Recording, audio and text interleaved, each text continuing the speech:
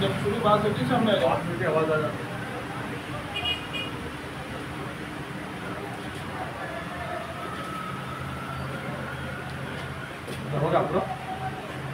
ఈరోజు తాండూరు నియోజకవర్గం వైశాఖ మండలి యొక్క మైనార్టీ హక్కుల పోరాట సమితి సంఘము యొక్క కార్యవర్గం ఏర్పాటు చేయడం జరిగింది. దీనికి ఒక ముఖ్య ఉద్దేశం ఏంటంటే మైనార్టీల యొక్క హక్కులు సాధించడానికి ఈ యొక్క మైనార్టీ హక్కుల పోరాట సమితి పనిచేస్తుంది.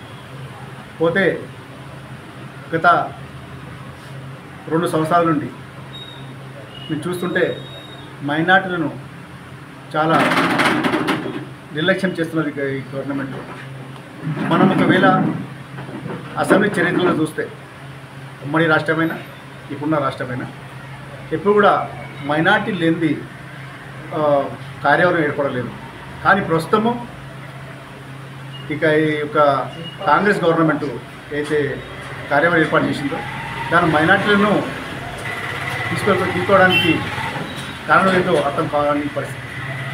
రెండోసారి కూడా ఈ మంత్రివర్గ విస్తరణలో మైనార్టీలను తీసుకోకుండా ఈ యొక్క కాంగ్రెస్ గవర్నమెంట్ చాలా అవమానపరిచింది. కానీ మేము డిమాండ్ చేస్తున్నాం మైనార్టీ హక్కుల పోరాట సమితి తరఫున. ఎందుకంటే మా యొక్క మీరు ఈ యొక్క గవర్నమెంట్ వచ్చింది 1.8% మెజార్టీతో మెజార్టీతో వచ్చింది. కానీ ఆ యొక్క 1.8 మెజార్టీ ఇది మైనార్టీల ఓట్లతోటే ఈరోజు కాంగ్రెస్ ప్రభుత్వము అధికారానికి వచ్చిందని ఈ యొక్క ప్రభుత్వము రేవంత్ రెడ్డి కానీ రాహుల్ గాంధీ తెలుసుకోవాలి. ఈరోజు ఎందుకు మైనార్టీలను మీరు చిన్న చూపు చూస్తున్నారు? ఎందుకు మైనార్టీలు మీరు 2 సార్లు కార్యవర్గం ఏర్పడ్డా ఎందుకు మీరు మైనార్టీలను పంచవర్గం తీసుకోవడం లేదు? మేము మిమ్మల్ని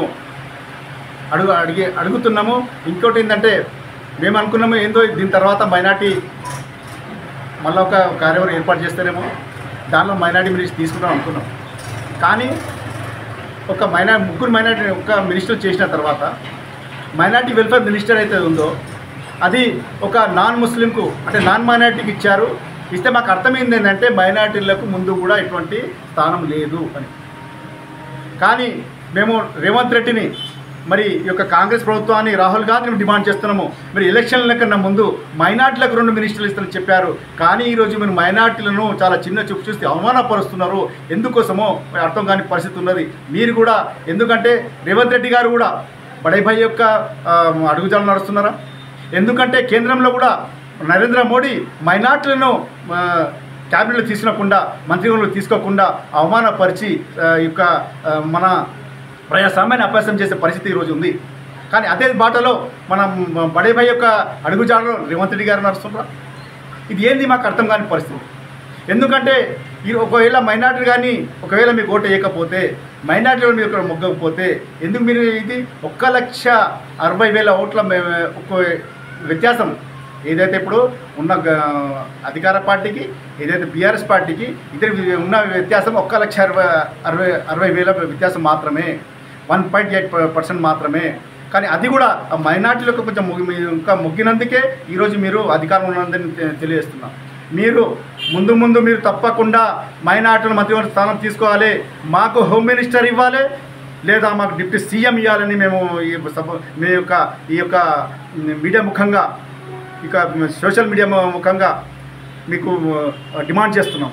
ఒకవేళ మీరు తీసుకోకపోతే ఒకవేళ మీరు మైనార్టీలను మంత్రివర్గం తీసుకోకపోతే మీకు తగిన శాస్తి ఈ మైనార్టీ వర్గము చెప్తానని మీకు హెచ్చరిస్తున్నాం. మీరు ఒకవేళ ముందు కూడా చాలాసార్లు మీరు మైనార్టీ అవమానపరుస్తూ వచ్చారు. తెలంగాణ గేయంలో కూడా ఒక మైనార్టీల యొక్క ఏదైతే మన కుతుబ్ షాహీ యొక్క పేరు తీసేసి చార్మినార్ యొక్క పేరు మీరు చేసి మీరు అవమానపరిచారు. అక్కడి నుంచే మీరు స్టార్ట్ అయింది, మొదలైంది మీ యొక్క మైనార్టీల మీద మీ యొక్క కక్ష సాధింపుగా అనుకుంటున్నాం ఈరోజు మేము.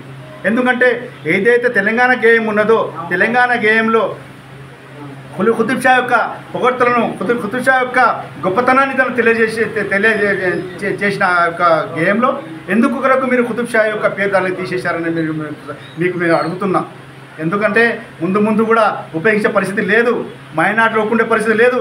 తప్పకుండా మీరు నిలదీస్తుంది, తప్పకుండా మీతో ముందు కూడా పోరాటం చేస్తానని కోరుతూ వెంటనే మీరు మైనార్టీల క్యాబినెట్ తీసుకొని హోమ్ మినిస్టర్ లేదా మీరు డిప్యూటీ సీఎంగా తప్పకుండా మీరు చేస్తారని మేము మీకు సభాముఖంగా మేము కోరుతున్నాము. ఒకరు చేయకపోతే ముందు మీకు చాలా పరిస్థితి గడ్డుకాలం వస్తానని మీకు హెచ్చరిస్తూ మేము తప్పకుండా మీరు ఒకవేళ మీరు ఇవ్వకపోతే మైనార్టీ హక్కుల పోరాట సమితి ముందు కార్యక్రమాలు తీసుకొని మీ యొక్క ప్రజల ముందు మైనార్టీలను చైతన్యపరుస్తూ మైనార్టీల ముందు తీసుకుపోతూ మైనార్టీల యొక్క ఏకతాటికి పోయి తీసుకొచ్చి తప్పకుండా మా యొక్క హక్కులను సాధిస్తామని కోరుతున్నాం.